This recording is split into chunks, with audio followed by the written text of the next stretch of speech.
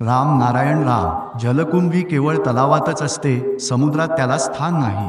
जर जलकुंभीला समुद्रात स्थान मिळालं तर समुद्राचं महात्म्य नाहीशे होईल. येथील संस्कारही जलकुंभीसारखेच आहेत. माझ्या विस्तृत शक्तीमध्ये हे कुठेही गणल्या जात नाहीत. इतर धर्मांच्या कुठल्याही गोष्टी येथे आणून अशांती निर्माण करू नका.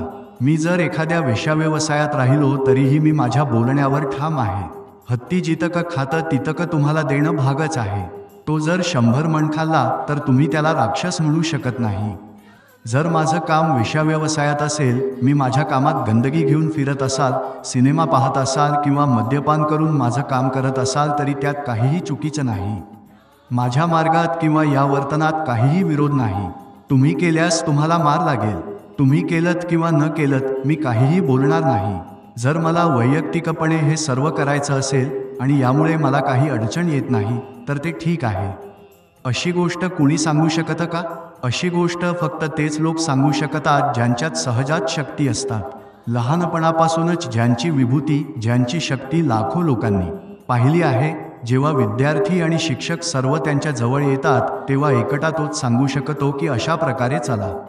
त्यांच्यात अचानक येऊन आपली महत्त्व ठेवण्याची शक्ती नसते. एक मुसलमान एखाद्या दंग्यात तिलक घालून हरिनाम करत असेल आणि त्याला ओळखून एखाद्याने एक काठी मारली तर त्याच्या तोंडून अल्लाह बाहेर आलं.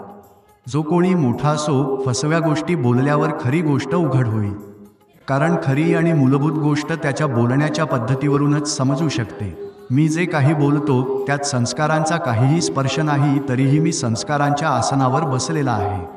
संस्कारांच्या आसनावर बसले तरीही तुम्हाला त्यांचा स्पर्श होणार नाही.